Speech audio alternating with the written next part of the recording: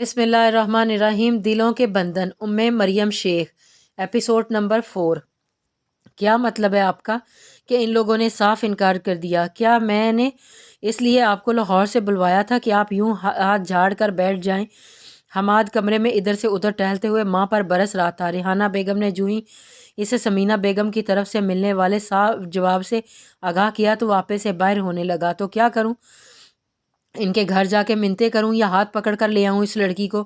और वो लोग भी कोई बेवकूफ़ नहीं है कि ना जान पहचान ना अपनी लड़की उठाकर हमें दे दे। रिश्ता इस तरह नहीं होते। जहाँ तक मेरा ख्याल है उन्होंने सही किया। मैंने तुम्हें यहाँ इसलिए स्टे करने के लिए इसलिए नहीं कहा था ताकि तुम अरीबा मैं इंटरेस्ट लूँ और तुम पता नहीं कहाँ उलझे बैठे हो। रेहाना ने बेजारी से कहा, अम्मी अपनी ये फ़िलासफ़ी अपने पास रखें। मैं कुछ नहीं जानता। आप एक बार फिर इन लोगों के पास जाएंगी और हाँ करवा कर ही वापस आएंगी। अब ये मैं नहीं जानता कि ये सब आप किस तरह करेंगी। वो अपनी बात पर बज़िद था। दिमाग ख़राब हो गया है तुम्हारा? मैं अब वहाँ नहीं जाऊँगी। बस ज़रा खूबसूरत है अरवश तो कुछ नहीं। इन लोगों के पास कंगाल हैं वो लोग, हमें क्या देंगे? रिहाना ने नहुसा से मुंह बनाया। तुम उसका ख्याल दिल से निकाल दो और अरीबा के बारे में संजीदगी से सोचो। इसमें हम सब का फ़ायदा ही फ़ायदा है। रिहाना राजदारी से बोली। अरीबा और फरिया दो ही बहनें थीं और नंदोई के बाद सारी जायदाद की वारिस वो दोनों बहनें ही थीं। इसलिए रेहाना बेगम चाहती थी कि किसी तरह भी अरीबा इनकी बहू बन जाए, लेकिन बेटा इन्हें हाथों से निकलता नज़र आ रहा था। इसके साथ अरीबा की जायदाद भी जानता हूँ मैं आपकी लालची फितरत को, लेकिन आप भी ये बात अपने जहन में बिठा लेंगे मैं शादी सिर्फ अरविश से ही करूँगा। कैसे करनी है ये मुझे पता है। वो कमीनगी से मुस्कुराया था। मखतूम शाह अपने कमरे से तैयार होकर बाहर निकला तो सामने से रुखसाना बेगम चली आ रही थी। Good morning. मखतूम शाह ने माँ के पास जाकर इन्हें गले लगाया। मैं तुम्हें ही बुलाने आ रही थी। चलो नाश्ता कर लो। सुबह को डाइनिंग टेबल पर अक्सर रुखसाना बेगम और मखतूम शाह भी साथ होते थे। मौज़म शाह अगर हवेली में मौजूद भी होता तो वो ज़रा लेट उठने का आदी था। सफदर शाह शाजो नादर ही हवेली में पाए जाते थे, वरना इनका बसेरा ज़्यादातर शहर या फिर इस्लामाबाद में होता था। वो दोनों एक साथ चलते हुए ड्राइंग रूम में पहुंच गए थे। रात तुम बहुत देर से घर लौटे थे, नसरीन बता रही थी। शायद 2 बजे का वक़्त था। वो रात देर तक घर से बाहर रहने का आदी नहीं था। रुखसाना बेगम के लिए ये कुछ अचंभे की बात थी, इसलिए पूछ बैठी। जी रात एक इमरजेंसी केस आ गया था जिसकी वजह से लेट हो गया। आप तो जानती हैं मुझे रात गए तक बाहर रहने का कोई शौक़ नहीं है। हाँ कोई मजबूरी हो जाए तो वो अलग बात है। रुखसाना ने रुखसाना ने रुखसाना बेगम ने मुतमईन होशी होकर चाय का कप लबों से लगाया था। अभी वो नाश्ते से फारिग हुए ही भी नहीं थे कि बाहर गाड़ियों के रुकने की आवाज़ आई। ये इस वक्त कौन आया? मखतूम शाह ने वॉल क्लॉक की तरफ देखा जहाँ सुबह के 10 बज रहे थे। तुम्हारे बाबा तो इस्लामाबाद कल ही गए हैं। ये वक़्त बेवक़्त की आमद मौज़म के सिवा किसकी हो सकती है? यकीनन वही आया होगा। रुखसाना बड़बड़ाने के अंदाज में गोया हुई।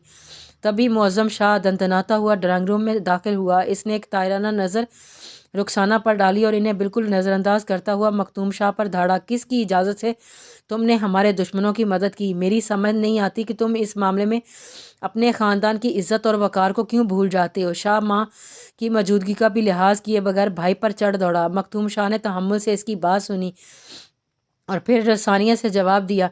पहली बात तो यह है कि इंसानियत की खिदमत करने के लिए मुझे किसी की भी इजाज़त की ज़रूरत नहीं है। दुनिया का कोई भी मज़हब और कानून किसी मरते हुए इंसान को तड़पते हुए छोड़ देने का सबक नहीं देता। वो मुसीबत में थे, मैंने उनकी मदद की। This that's it. तुम्हें इतना हाइपर होने की ज़रूरत नहीं है। वो ओ माई फुट, ये सबक मुझे मत पढ़ाओ। इंसानियत और ख़िदमत के लेक्चर जाकर तुम अपने हॉस्पिटल में देना। यहाँ सिर्फ मेरी मर्ज़ी चलेगी, वही होगा जो मैं चाहूँगा।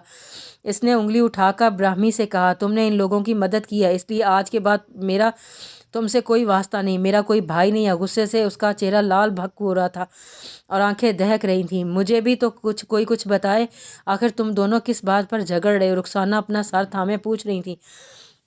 दोनों भाइयों को इस तरह झगड़ते हुए देखकर वो कांप उठी थी। मौज़म तुम प्लीज़ यहाँ से चले जाओ। अब देखो अम्मी की तबीयत पहले ही ठीक नहीं रहती, इनका बीपी हाई हो जाएगा।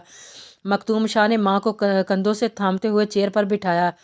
मौज़म साइड टेबल पर रखे गुलदान को एक हाथ मारता हुआ वहाँ से चला गया। गुलदान किरची किरची होकर ज़मीन पर बिखर गया था। अब देखो वो कहाँ जा रहा है। किसकी मदद की है तुमने? अम्मी वो कहीं नहीं जाएगा, अभी गुस्से में है, गुस्सा उतर जाएगा तो ठीक हो जाएगा। मैं आपको सब बता दूंगा, प्लीज़ आप रिलैक्स हो जाएं। इस घर में होने والے آئے دن کے جھگڑے کسی دن میری جان لے لیں گے۔ رخسانہ سخت دل برداشتہ تھیں۔ تم سب یہاں کھڑے کیا تماشا دیکھ رہے ہو؟ جاؤ سب اپنا کام کرو۔ مکتوم شاہ نے تمام ملازمین کو مجمع لگائے دیکھا تو برہم ہو گیا تھا۔ نسرین یہ سب صاف کرو جلدی، لیکن خیال سے کانچ نہ چبھ جائے۔ وہ ملازمہ کو ہدایت دیتا اور رخسانہ بیگم کو لے کر ان کے کمرے کی جانب بڑھ گیا تھا۔ جیسے جیسے شام کے سائے گہرے ہوتے جا رہے تھے زرتاج کا دل بیٹھا جا رہا تھا۔ وہ جلے پیر کی بلی کی طرح ادھر سے ادھر چکر کاٹ رہی تھی۔ زرتاج کی ماں بہت دیر سے اس کی بے چینی اور غائب دماغی محسوس کر رہی تھی۔ میری سونی دھی کیا ہوا؟ کیوں اتنی پریشان ہے؟ تیری طبیعت تو ٹھیک ہے نا؟ انہوں نے پاس جا کر اس کے ماتھے کو چھوا۔ زرتاج ان کی اکلوتی بیٹی تھی جو بڑی منتوں مرادوں سے پیدا ہوئی تھی۔ ان کی تمام تر توجہ کا محور تھی۔ وہ جو اپنی ہی سوچوں میں گم تھی ایک دم ہی اچھل پڑی۔ کچھ نہیں اماں، بس یوں ہی طبیعت کچھ بوجھل سی ہے۔ آج اسکول میں کچھ زیادہ ہی مصروفیت تھی، اس وجہ سے تھک گئی ہوں۔ اس نے بے دلی سے بہانہ بنایا۔ پگلی ہے تو، کتنی ہی سمجھایا ہے تیرے بابا نے، چھوڑ دے یہ درد سری، کل کو بیاہ کر چلی جائے گی، خواہ مخواہ اپنی جان گھلائے جا رہی ہے۔ اماں درس و تدریس کوئی خواہ مخواہ کام نہیں ہے۔ اس نے فوراً برا مانا۔ اچھا چل جیسی تیری مرضی۔ زرتاج کا منہ بنتا دیکھ کر اس کی ماں نے جلدی سے بات ختم کی تھی۔ میں روٹیاں ڈالتی ہوں، تیرے بابا بھی جب تک آ جائیں گے، پھر کھانا کھا کر جلدی سو جانا تاکہ تھکن اتر جائے۔ ماں کی بات پر زرتاج نے سوچتے ہوئے ثابت میں سر ہلا دیا۔ یہ ٹھیک سے ہے، جلدی سے سو جاتے ہیں، صبح جو ہوگا دیکھا جائے گا۔ رات گزرتے گزرتے اسے آخری مراحل میں داخل ہوئی تو میر سجاول کے صبر کا پیمانہ لبریز ہو گیا۔ اب تک اس کے خاص بندے کی کال نہیں آئی تھی جس کو اس نے زرتاج کے نہر والے راستے پر پہنچنے کی اطلاع دینے کی ذمہ داری سونپی تھی۔ میر سجاول اپنے ڈیرے پر بیٹھا اب تک نہ جانے کتنے سگریٹ پھونک چکا تھا۔ ہاتھ میں پکڑے گلاس سے وہ گھونٹ گھونٹ وسکی اپنے حلق سے اتار رہا تھا۔ زرتاج سے ملاقات کی تڑپ بڑھتی ہی جا رہی تھی۔ اس بے بسی پر وہ بری طرح پیچ تاب کھا رہا تھا۔ اب اسے زرتاج کے نہ آنے کا آثار صاف نظر آ رہے تھے۔ میں کیوں اس کے لیے تڑپ رہا ہوں؟ میر سجاول چاہے تو ایک پل میں اسے حاصل کر سکتا ہے۔ یک دم اس کے اندر کے خودسر اور بے رحم انسان نے سر اٹھایا۔ دل جس سے محبت کا دعوے دار ہو اس پر منمانیاں نہیں چلتی۔ دل نے اس کی سوچ سے بغاوت کی تو اس نے سر جھٹک دیا۔ گلاس سامنے پڑی ٹیبل پر پٹک کر انگلیوں میں دبائے سگریٹ اس نے ایش ٹرے میں مسل دیا تھا جو کہ تقریباً بھر چکا تھا۔ اپنی دھمکی کو سچ ثابت کرنے کے لیے ایک جھٹکے سے اٹھ کھڑا ہوا اور باہر نکل کر ڈرائیور کو گاڑی نکالنے کا حکم دیا۔ اس وقت اسے زرتاج پر بہت غصہ آ رہا تھا جس نے اس کی بات نہ مان کر گویا میر سجاول کی توہین کی تھی۔ رانیہ اور غضنفر صاحب آج ہی شہر پہنچے تھے۔ صبح ہوتے ہی انہوں نے شہر واپس جانے کا اعلان کر دیا تھا۔ میر جعفر اور رانیہ نے انہیں بہت سمجھایا تھا کہ وہ کچھ دن یہاں ریسٹ کر لیں، مگر میر غضنفر جلد سے جلد یہاں سے جانا چاہتے تھے۔ وہ جانتے تھے یہاں رہ کر ان کی طبیعت نہیں سنبھل سکتی۔ میر سبکتگین نے ان کا ہاتھ اپنے ہاتھ میں لے کر بٹھایا تھا۔ رانیہ نے اسے خبر نہیں لگنے دی تھی جب گاؤں میں ان کی طبیعت خراب ہوئی تھی۔ اب اسے پتہ چلا تو وہ بہت پریشانی کی عالم میں ان کی خیریت دریافت کر رہا تھا۔ رانیہ تم مجھے ایک کال تو کر سکتی تھی، میں فوراً وہاں پہنچ جاتا۔ وہ خفگی سے بولا۔ بھائی میں آپ کو پریشان نہیں کرنا چاہتی تھی، اور ویسے بھی وہاں ڈیڈی کا اچھا ٹریٹمنٹ ہو گیا تھا۔ آپ کو پتہ ہے ڈاکٹر مکتوم شاہ بہت قابل ڈاکٹر ہیں، اور MBBS کرنے کے بعد انہوں نے بجائے شہر میں ہاسپٹل بنانے کے گاؤں میں ہی خدمات انجام دینے کو فوقیت دی تھی۔ ڈاکٹر مکتوم شاہ کے ذکر پر سبکتگین نے سوالیہ نظروں سے رانیہ کو دیکھا۔ رانیہ نے اس کی حیرانگی کو سمجھتے ہوئے وضاحت کی۔ ڈاکٹر مکتوم شاہ کا تعلق ڈیڈی دشمن فیملی سے ہے۔ اس نے گول گول اپنی آنکھیں گھمائی۔ اور ان لوگوں سے بالکل مختلف ہیں، انہوں نے بہت اچھی طرح ٹریٹ کیا۔ میں تو بہت گھبرائی ہوئی تھی، لیکن ڈاکٹر مکتوم شاہ کی پرسنالٹی بہت کول ہے۔ رانیہ نے دل سے اس کی تعریف کی۔ میر سبکتگین کو مکتوم شاہ کے غائبانہ تعارف پر حیرانگی تو ہوئی، مگر اسے سن کر اچھا لگا کہ شرازیوں میں بھی اچھائی اور انسانیت باقی ہے۔ پھر تو ہمیں ان کا شکریہ ادا کرنا چاہیے جنہوں نے دشمنی کو نظر انداز کر کے بروقت ہماری مدد کی۔ سبکتگین نے غضنفر صاحب کا ہاتھ تھام کر محبت سے کہا۔ اسی دوران اس کا موبائل بجنے لگا۔ اسکرین پر حنان کا نمبر دیکھ کر اس نے فوراً اوکے کیا اور فون کان سے لگایا۔ دوسری طرف حنان نے چہکتی ہوئی آواز میں بولا، ہیلو بگ برو، اپنی گرل فرینڈ کی کال کا ویٹ کر رہے تھے جو پہلی بیل پر ہی کال اٹینڈ کر لی۔ ہاں ہاں، تم نہیں سدھرو گے۔ یہ بتاؤ ایگزام کیسے رہے؟ سبکتگین نے خوش دلی سے کہا، بہت زبردست، اور نیکسٹ ویک میں پاکستان واپس آ رہا ہوں۔ Miss you my family badly, اس نے منہ بسورتے ہوئے کہا۔ سبکتگین نے جتنا سنجیدہ اور خاموش مزاج تھا، حنانے اتنا ہی چلبلی اور شرارتی تھا۔ او موسٹ ویلکم، تم واپس آ جاؤ، ہم سب بھی تمہیں بہت مس کر رہے ہیں، تمہارے آنے کی خوشی میں شاندار پارٹی دوں گا۔ حنانے کی واپسی کی خبر نے سبکتگین کو خوش کر دیا تھا۔ ریلی، پھر تو میں نیکسٹ ویک کا ویٹ بھی نہیں کرتا اور کل ہی کی سیٹ کنفرم کروا لیتا ہوں، حنانے مزہ لیتے ہوئے بولا۔ اس کی بات پر سبکتگین نے زبردست قہقہ لگایا۔ تم رانیہ سے بات کرو، اس سے کہتے ہوئے موبائل رانیہ کی طرف بڑھایا۔ ہیلو حنانے، کیسے ہو تم؟ تمہاری واپسی کی نیوز نے ساری بوریت دور کر دی۔ میں ٹھیک ہوں ڈیئر، جب میں وہاں آؤں گا تو تم پہلے کی طرح مجھ سے تنگ ہو جاؤ گی۔ یہ سچ تھا کہ حنانے اسے بہت ستاتا تھا اور دونوں کی ایک پل بھی نہیں بنتی تھی، اس کے باوجود وہ دونوں ایک دوسرے کے بنا رہ بھی نہیں سکتے تھے۔ حنانے ایسا نہیں ہے، سچ میں نے تمہیں یہاں بہت مس کیا ہے، اب میں تم سے بالکل بھی نہیں جھگڑوں گا، پرومس۔ رانیہ کا انداز بالکل بچکانہ تھا۔ حنانے سن کر وہاں محفوظ ہوا اور یہاں غضنفر صاحب اور سبکتگین کے ہونٹوں پر بھی مسکراہٹ بکھر گئی تھی۔ رانیہ اسے اپنا سامان کی لسٹ بتانے لگی تو غضنفر صاحب سبکتگین سے بزنس کے متعلق ڈسکس کرنے لگے تھے۔ کھانے سے فارغ ہو کر زرتاج نے عشاء کی نماز پڑھی اور پھر تینوں کے پلنگ کے ایک ساتھ لگائے اپنے پلنگ پر چادر تان کر لیٹ گئی۔ نیند کی وادیوں میں اترنے تک اس کے ذہن میں میر سجاول کی دی ہوئی دھمکی گردش کر رہی تھی۔ یاد رکھنا، اگر تم نہیں آئی تو پھر جو میرے دل میں آئے گا وہی کروں گا۔ رات کا تیسرا پہر تھا جب زرتاج کو اپنے چہرے پر کسی کا نرم گرم لمس کا احساس ہوا۔ اس نے پٹ سے آنکھیں کھول دی اور میر سجاول کو اپنے چہرے پر جھکے پایا۔ بے اختیار اس کے حلق سے چیخ برآمد ہوئی، جس کا گلا میر سجاول نے اپنے بھاری ہاتھ اس کے لبوں پر رکھ کر گھونٹ دیا تھا۔ خبردار، اگر ایک بھی لفظ اپنے منہ سے نکالا تمہارے ماں باپ کو ہمیشہ کے لیے ابدی نیند سلا دوں گا، اس کے بعد اپنی رسوائی کی ذمہ دار تم خود ہوگی۔ میر سجاول اس پر جھکا، اس کے کان میں دھمکی نما سرگوشی کر رہا تھا۔ زرتاج نے پھٹی پھٹی آنکھوں سے اس کی طرف دیکھا۔ میر سجاول نے اس کی طرف بڑے اطمینان ہو کر اپنا ہاتھ ہٹایا اور دونوں ہاتھوں میں اس کو اٹھا کر کمرے کی جانب لے گیا۔ کھلے دروازے سے اسے اپنے بازوؤں میں اٹھائے اندر داخل ہوا اور بڑی احتیاط سے اسے اتارا، پھر پلٹ کر دروازہ بند کرنے لگا۔ سائیں، یہ کیا کر رہے ہیں آپ؟ پلیز ایسا مت کریں، زرتاج نے مخلجی انداز میں آواز دبا کر کہا۔ میر سجاول اس کی التجا پر خاموش رہا اور پلٹ کر اس کے بال اپنی مٹھی میں جکڑ لیے۔ چند لمحے اس کی آنکھوں میں دیکھتا رہا، پھر بولا، کہا تھا نا میں نے تم سے، اگر تم نہیں آئی تو میں وہی کروں گا جو میرا دل چاہے گا۔ پھر یہ التجا کیوں؟ وہ طیش کے عالم میں غرایا۔ اس کی آنکھوں میں کی وحشت سے زرتاج دہل کر رہ گئی تھی۔ اگر میں چاہوں تو اسی وقت تمہیں یہاں سے لے جا سکتا ہوں، مگر میں ایسا نہیں چاہتا، لیکن تم مجھے یہ سب کرنے پر مجبور کر رہی ہو۔ میر سجاول نے زور سے اسے اپنی باہوں میں جکڑ لیا تھا۔ زرتاج پھڑپھڑا کر رہ گئی، وہ اس کے لمبے چوڑے توانا وجود کا مقابلہ نہیں کر سکتی تھی۔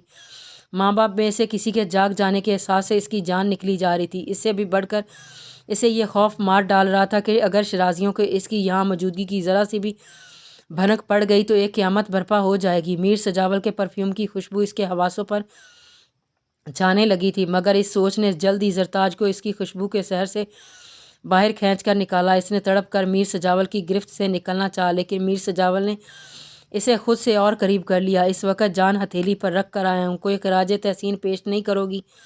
اس نے زرتاج کی ناک کو اپنی ناک سے چھوتے ہوئے مخمور اور دل فریب لہجے میں کہا۔ زرتاج کی لمبی گھنی پلکیں جھک کر لرزانے لگی۔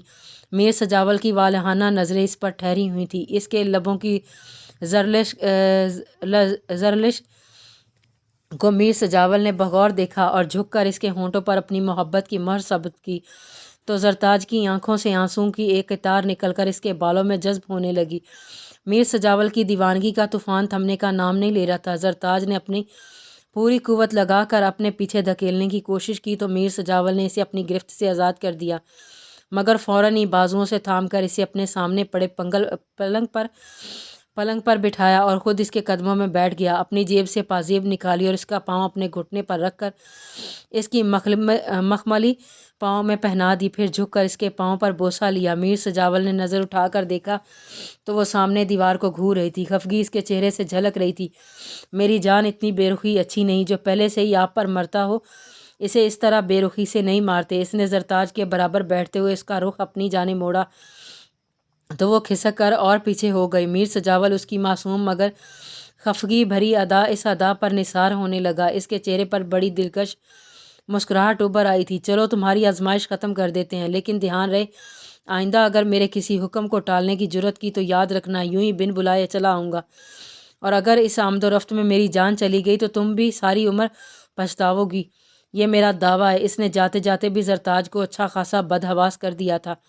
زرتاج نے دہل کر اس کی طرف دیکھا، لیکن وہ پلٹ چکا تھا۔ وہ دروازہ کھول کر باہر نکلا اور سامنے کی دیوار کو پھلانگ کر نظروں سے اوجھل ہو گیا۔ چند لمحوں بعد گاڑی سٹارٹ ہونے کی آواز آئی تو زرتاج نے سکون کا سانس لیا۔ اس نے جھک کر اپنے پاؤں میں پہنی پازیب پر ہاتھ پھیرا تو میر سجاول کے لمس کے احساس نے اسے جھرجھری لینے پر مجبور کر دیا۔ اس نے پازیب اتاری اور جلدی سے اٹھ کر الماری میں اپنے کپڑوں کی تہہ کے نیچے چھپا دی، پھر پلٹ کر پلنگ پر بیٹھی گہرے گہرے سانس لینے لگی، جیسے اس کی ملاقات کے اثر کو زائل کرنے کی کوشش کر رہی ہو۔ میر سبکتگین لنچ کے بعد اب تک میٹنگ میں مصروف تھا۔ اروش آفس ٹائم آف ہونے کے باوجود بھی اس کے انتظار میں بیٹھی ہوئی تھی۔ بغیر انفارم کیے چلے جانا بھی انسلٹ کا سبب نہ بن جائے۔ میر سبکتگین اپنے روم سے باہر نکلا تو اروش کو اپنے کیبن میں بیٹھا دیکھا کر حیران ہوا، پھر اس کے پاس چلا آیا۔ مس اروش، آپ اب تک گھر نہیں گئیں؟ سر، میں میٹنگ ختم ہونے کا ویٹ کر رہی تھی۔ اس دن کے واقعے کے بعد اروش کافی محتاط ہو گئی تھی۔ کافی لیٹ ہو گیا ہے، آپ کو چلے جانا چاہیے تھا۔ اینی ویز چلیے میں آپ کو گھر ڈراپ کر دیتا ہوں، سبکتگین نے گھڑی پر نظر ڈالتے ہوئے کہا۔ سر، میں خود چلی جاؤں گی۔ اروش نے گڑبڑا کر اس کی طرف دیکھا۔ سبکتگین نے نظریں اس پر ہی تھیں، پھر سنجیدگی سے بولا، میں گاڑی میں آپ کا انتظار کر رہا ہوں، 5 منٹ میں آپ نیچے آ جائیں۔ سبکتگین نے اس کی بات کو نظر انداز کرتے ہوئے جانے کے لیے قدم بڑھا دیے۔ وہ جذاب بزام سی ہو گئی تھی۔ کچھ دیر بعد کچھ سوچتے ہوئے اس نے اپنا بیگ اٹھایا اور دوپٹہ درست کرتے ہوئے سست قدموں سے چلتی ہوئی پارکنگ ایریا کی طرف آ گئی۔ سبکتگین گاڑی سٹارٹ کیے اس کا انتظار کر رہا تھا۔ اسے دیکھتے ہی فرنٹ ڈور کھول دیا۔ وہ گو کی کیفیت میں سمٹے ہوئے بیٹھ گئی۔ اروش کو اس کی موجودگی میں بہت عجیب سا لگ رہا تھا۔ سبکتگین نے خاموشی سے گاڑی آگے بڑھا دی۔ وہ چپ چاپ بیٹھی اپنی گود میں رکھے ہاتھ کو دیکھ رہی تھی۔ سبکتگین نے ایک نظر مرر میں اسے دیکھا، پھر گلا کھنگارتے ہوئے بولا تو جامع خاموشی کو اس کی آواز نے توڑا، اور اروش یکدم چونک گئی۔ اروش، اس دن کے اپنے رویے پر میں آپ سے معذرت کرنا چاہتا ہوں، لیکن موقع ہی نہیں ملا، میں کچھ زیادہ ہی اوور ہو گیا تھا، اس نے جھجکتے ہوئے کہا۔ وہ حقیقتاً اپنے اس دن کے رویے پر بہت شرمندہ تھا اور اب مداوع کرنا چاہتا تھا۔ کچھ بھی تھا، اسے اروش سے اس لہجے میں بات نہیں کرنی چاہیے تھی، جبکہ وہ اس کے لیے اپنے دل میں نازک جذبات رکھتا تھا۔ وہ اس کی محبت تھی۔ اروش نے حیرانگی سے اس کی طرف دیکھا۔ اٹس اوکے سر، غلطی میری ہی تھی، مجھے اتنی لاپرواہی سے کام نہیں لینا چاہیے تھا، اروش نے ہلکی سی مسکراہٹ کے ساتھ جواب دے کر اسے شرمندگی سے نکالنا چاہا۔ سبکتگین نے اس کے گال کے ڈمپل کو بغور دیکھا۔ ڈھلتے سورج میں اس کی اداس حسن پر یہ ڈمپل قیامت ڈھا رہا تھا۔ اروش کی نظریں ونڈ سکرین پر تھی، پر وہ بخوبی محسوس کر رہی تھی کہ سبکتگین بیک ویو مرر میں اس کو ہی دیکھ رہا ہے۔ اروش کے دل میں بے نام سی ہلچل سی مچ گئی تھی۔ وہ اس کے تمام راستے خاموشی میں کٹ گیا، لیکن گھر کے نزدیک پہنچنے پر سبکتگین نے اسے مخاطب کیا۔ اس سنڈے کو گھر پر ایک پارٹی رکھی ہے، اگر آپ اس میں شرکت کریں گی تو مجھے بہت اچھا لگے گا۔ اروش نے تعجب سے سبکتگین کو دیکھا، کیونکہ اس کے لیے بات عجیب تھی کہ آفس میں کام کی بات بھی بہت مختصر کرنے والا باس آج اسے معذرت بھی کر رہا تھا، اور تو اور اپنے گھر ہونے والی پارٹی میں انوائٹ بھی کر رہا تھا۔ سر، کیا میں پوچھ سکتی ہوں، اس پارٹی میں آپ کے آفس کے باقی کے سٹاف کو بھی انوائٹ کیا ہے؟ اس نے جھٹ سے سوال کیا۔ دیکھیں اروش، یہ پارٹی ایک فیملی گیدرنگ ہے جس میں میرے کچھ فیملیز فرینڈ اور ریلیٹیوز شرکت کریں گے، اور میں آپ کو کلیئر کر دیتا ہوں کہ میں آپ کو اپنی فیملی سے ملوانا چاہتا ہوں۔ اب اتنا تو آپ بھی سمجھ ہی گئی ہوں گی کہ میں اپنے سٹاف کو تو فیملی گیدرنگ میں انوائٹ نہیں کر سکتا۔ سبکتگین نے کچھ دیر توقف کے بعد تفصیلی جواب دیا، تو اس کی بات پر اروش نے ایک بیٹ مس کی۔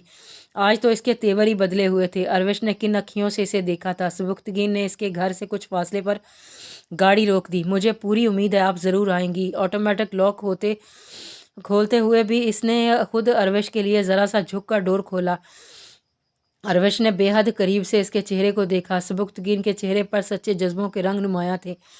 میں پوری کوشش کروں گی، یہ کہتے ہوئے گاڑی سے اتر گئی۔ پیچھے مڑ کر دیکھا تو سبکتگین کے ہونٹوں پر بڑی جاندار مسکراہٹ تھی۔ اروش کے چہرے پر دھنک رنگ اتر آئے تھے جو سبکتگین سے پوشیدہ نہ رہ سکے تھے۔ تھوڑے فاصلے پر کھڑا حماد کے لیے یہ منظر ناقابل برداشت تھا۔